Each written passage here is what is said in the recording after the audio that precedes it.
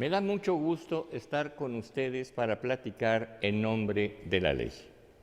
Me encuentro en la biblioteca de la Facultad de Derecho de la UNAM, gozando la hospitalidad de esta facultad y de su director, el doctor Raúl Contreras Bustamante. Y agradezco que haya aceptado nuestra invitación para platicar al doctor Marco Antonio Saint, quien es un joven catedrático de las nuevas generaciones brillantes de jóvenes catedráticos de la UNAM, quien nos va a platicar de muchos aspectos de su desempeño profesional, de un libro muy interesante y muy premiado que elaboró y de su perspectiva del desempeño de la juventud en la abogacía y en esta casa de estudios. Marco Antonio Saint, muchas gracias por aceptar nuestra invitación a platicar. Muchas gracias por la invitación, doctor. Es un placer estar el día de hoy aquí. Marco Antonio, elaboraste un libro al que me referí hace unos instantes, muy interesante, sobre el tema novedoso realmente ahora de los organismos constitucionales autónomos, que incluso ha sido un libro ya galardonado con diversos premios. ¿Por qué no nos platicas del libro y nos platicas un poco de los organismos constitucionales autónomos? Parece que es una palabra nueva que muchas veces no alcanzamos a precisar su verdadero alcance y contenido. Por supuesto, doctor. Pues se trata de un libro, efectivamente, como lo señalaba, que me ha dado muchas satisfacciones. Se trata de un libro que tiene como origen mi tesis doctoral. Esa tesis doctoral, iniciada en 2013, inició con la idea de una evolución de la administración pública desde 1821 hasta el sexenio del entonces presidente Peña. Y por azares del destino terminamos abordando como estudio de caso, me refiero al comité tutor y a un servidor, terminamos abordando el tema de los organismos constitucionales autónomos, en donde empezamos a ver que con las reformas estructurales, este fenómeno iniciado en 1993, una nueva naturaleza jurídica, un término que muchos no logramos captar y entender en su totalidad, iniciado en 1993 con el Banco de México, con las reformas estructurales que se dieron al principio de ese sexenio, por ahí del año 2013, que es cuando yo ingreso al doctorado, empezó a tomar mucha relevancia y creció en número de manera importante, que de 4 pasaron a ser 10, es decir, en ese sexenio se crearon 6. Y entonces decidimos en este trabajo colegiado, en donde yo era el alumno y, por ejemplo, el tutor principal era el doctor Raúl Contreras, hoy director de la facultad, decidimos irnos por ese lado. Pasa el tiempo, fue una investigación de alrededor de 3 años y la presento, salgo muy bien del doctorado y en ese momento esa tesis doctoral es galardonada con el premio Raúl Cervantes Ahumada 2017 a la mejor tesis de doctorado en la división de posgrado de la Facultad de Derecho. Y eso da, entre otras cosas, el premio, también da el acceso a que se publique ese trabajo. Y es la razón por la que hoy lo tenemos en nuestras manos.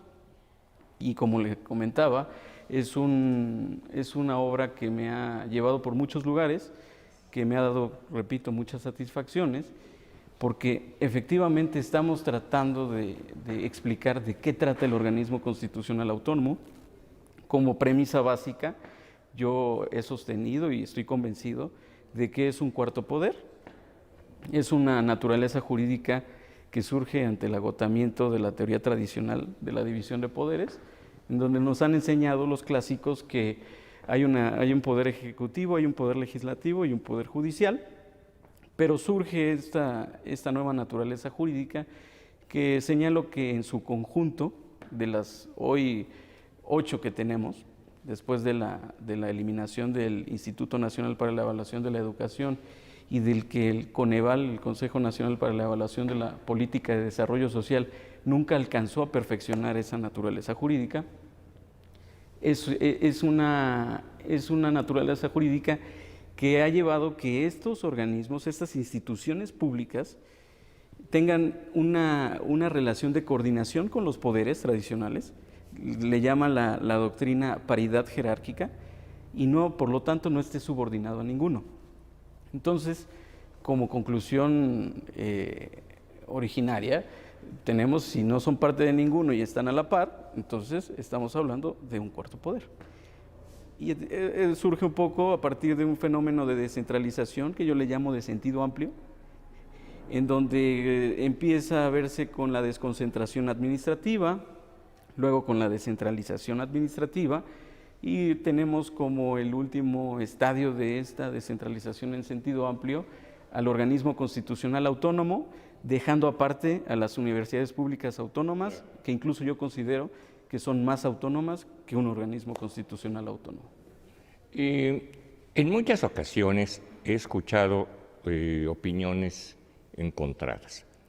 Desde luego he encontrado sí una unanimidad de aprobación en algunos organismos, como los que tú has mencionado, como las universidades públicas, que todos aplauden que sean autónomas. En el Banco de México nunca he escuchado una opinión adversa a su autonomía, es decir, todos aplauden que el Banco de México sea un organismo autónomo. Pero también he escuchado, por contra, quienes dicen que ahora se ha abusado de la profusión de organismos constitucionales autónomos, que se ha generado una abundancia que implica, junto con la autonomía, un menor ejercicio de gobierno, que algunas de estas instituciones autónomas no se justifica e incluso que no merecen su estatus de autonomía.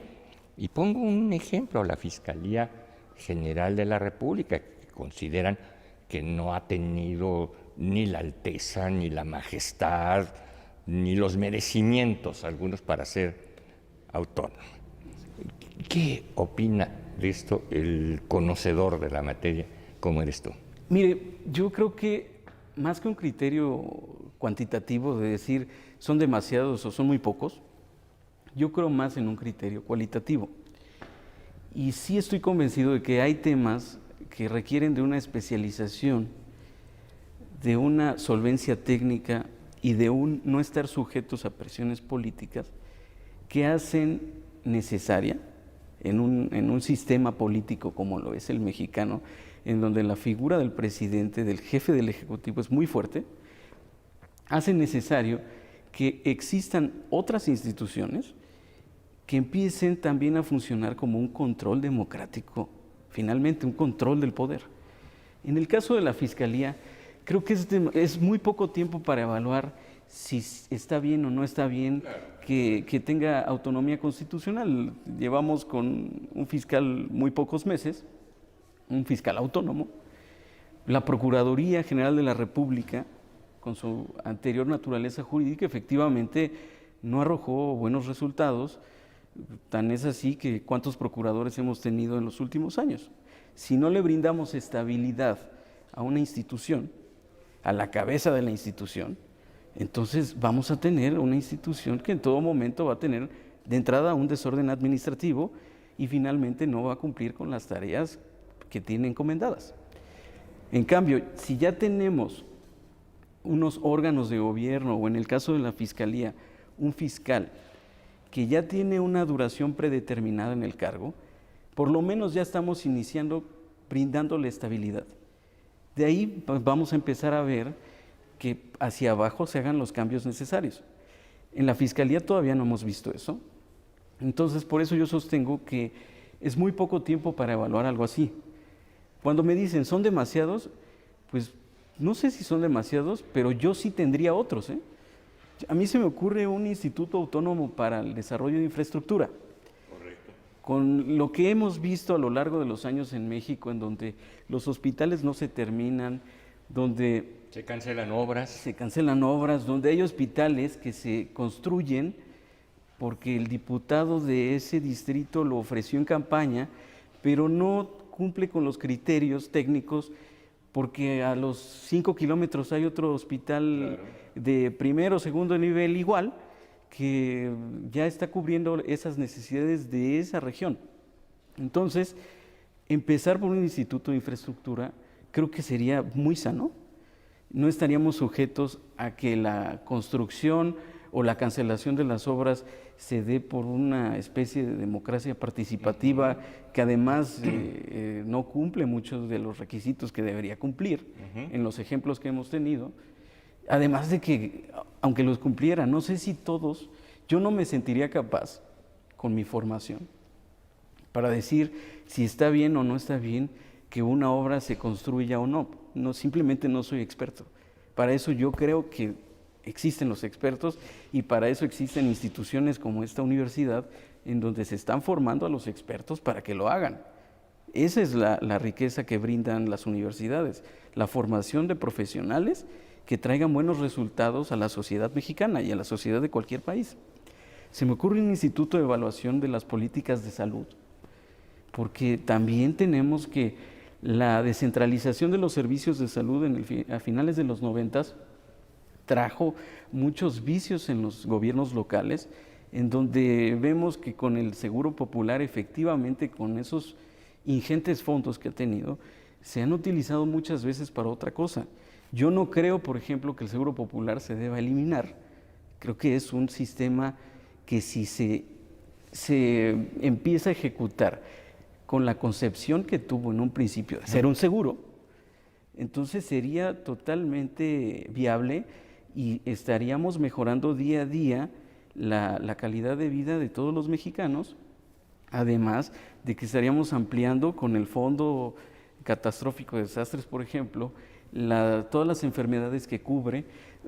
Es decir, el sistema no está mal, necesitamos evaluar mejor a las instituciones que con criterios políticos ha quedado claro que no han cumplido del todo con lo que deberían cumplir. Se me ocurre una Auditoría Superior de la Federación Autónoma. Tenemos una Auditoría Superior de la Federación que depende del Poder Legislativo, específicamente de la Cámara de Diputados, y no sé si eso es sano, porque finalmente incluso va a supervisar, controlar y vigilar al propio Poder Legislativo. Va también a hacerlo con todos los poderes y va a hacerlo con todos los órdenes de gobierno. No sé si el estar sujeto a una Cámara de Diputados, finalmente a diputados que son personas que llegaron a ese cargo por vía del sufragio, no sé si esa forma de acceder al poder político nos lleve a que incluso la auditoría esté sujeta a presiones políticas también. Claro, si los criterios en los órganos legislativos es la mayoría legislativa. Así es. Entonces, una auditoría profesionalizada que no dependa de nadie, que dependa simplemente que tenga que rendir cuentas como todas las instituciones públicas y que lo haga con solvencia técnica, es lo que necesitamos. Entonces, así le puedo dar varios ejemplos. Creo que son cosas que hoy en México se necesitan. Tenemos el Banco de México que efectivamente está dotado de legitimidad. Oímos a pocas personas, o creo que a nadie, que diga que está mal. Tenemos el tema del Instituto Federal de Telecomunicaciones, que también ha hecho un buen trabajo. Tenemos el IFE o INE. El INE, bueno, no podemos pensar que un día el INE... Comisión de Derechos Humanos. No podemos pensar que estos organismos un día dependan otra vez de un órgano político, el que usted me diga. Sería una pesadilla. Sería una pesadilla. Entonces, sí creo que debemos pensar muy bien y evaluar muy bien, como de todas las instituciones públicas, porque ninguna debe estar exenta de esa evaluación, si los organismos autónomos han servido o no. Y luego de hacer un diagnóstico claro y basado finalmente en evidencia, decir, bueno, no sirvió, hay que quitarlo. y para lo que se necesite, pues empezar a constituirlo. Porque finalmente hoy tenemos un gobierno diferente al gobierno de 1821, en donde tenía que prestar servicios muy elementales. El desarrollo propio de la sociedad ha traído que los servicios que tenga que brindar el gobierno sean muchísimos y sean de una especialidad cada vez más profunda. Hoy tenemos que tiene, por ejemplo, que brindar garantías para que cualquiera de nosotros gocemos de las telecomunicaciones. Claro. Eso no pasaba en esos años. Entonces, creo que el estado regulador al que hemos estado entrando se ha visto, ha tenido su reflejo institucional y constitucional además en la creación de estos organismos, y creo que son organismos que, como pasa con la Agencia Administrativa Independiente de Estados Unidos, ha dado buenos resultados. Esas agencias llevan 100 años más que el organismo autónomo, han estado sujetas a los mismos cuestionamientos que hoy están sujetos en México los organismos autónomos, y han sobrevivido las más fuertes, las que han dado resultados. Claro. ¿Sí? Vamos a una brevísima pausa y regresamos para seguir platicando con Marco Antonio Seyn.